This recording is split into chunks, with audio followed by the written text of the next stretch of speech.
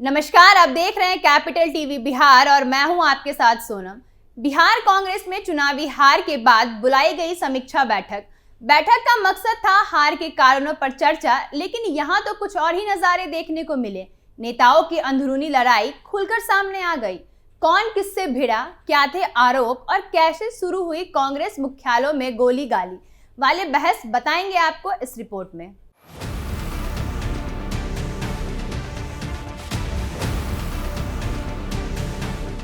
बिहार चुनाव में मिली करारी हार के बाद कांग्रेस हाईकमान ने दिल्ली में एक बड़ी समीक्षा बैठक बुलाई।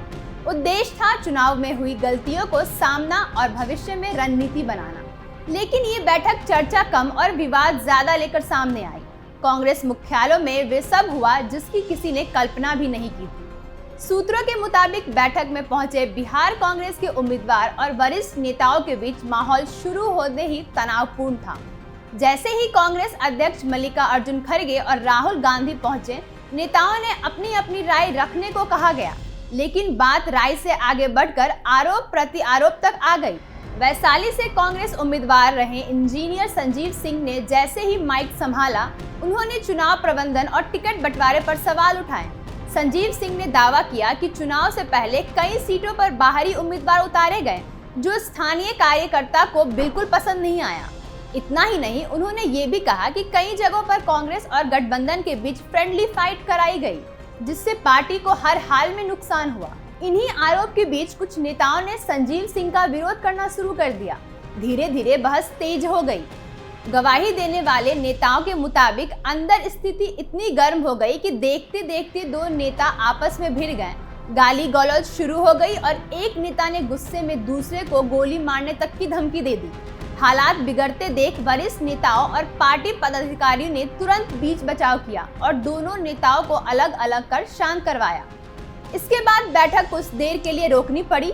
सूत्रों के मुताबिक राहुल गांधी ने इस पूरे विवाद पर नाराजगी जताई और साफ कहा कि ये समय आरोप लगाने का नहीं, बल्कि पार्टी को मजबूत बनाने का है। राहुल ने माना कि चुनाव रणनीति में कई कमियां थी, लेकिन इसके लिए किसी एक नेता को दोषी ठहराना सही नहीं होगा। उन्होंने कहा, हम सबने मिलकर गलतियां की है, इसलिए अब मिलकर ही समाधान निकालना होगा।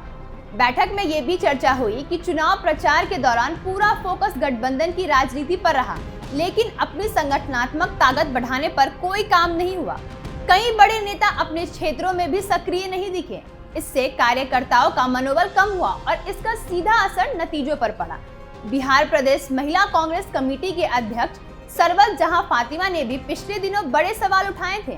उन्होंने अपने पद से इस्तीफा दे दिया था। उनकी नाराजगी थी कि अब तक जितने भी महिला कांग्रेस की प्रदेश अध्यक्ष बनी हैं, उन्हें चुनाव में टिकट दिया गया, मगर उन्हें टिकट नहीं मिला है। उन्होंने प्रदेश प्रभारी कृष्ण अलावर और प्रदेश अध्यक्ष राजेश राम पर तंज कसते हुए कहा था कि भीड़ जुटाने के लिए महिलाएं चाहिए, मगर कुर्सी पर महिलाएं नहीं चाहिए। आज बिहार कांग्रेस विधान परिषद और विधानसभा में महिला विहीनी हो गई है और कांग्रेस पार्टी का अंत होता हुआ नजर आ रहा है। तो कुल मिलाकर समीक्षा बैठक और कांग्रेस के जमीनी नेताओं की नाराजगी ने कांग्रेस की कमजोरियों को उजागर कर दिया है, लेकिन मामला अब तो गोली और गाली गलौज तक पहुंच गई है। ये घटना बताती है कि पार्टी को चुनावी रणनीति से ज्यादा अपनी अंदरूनी एकजुटता पर काम करने की जरूरत है।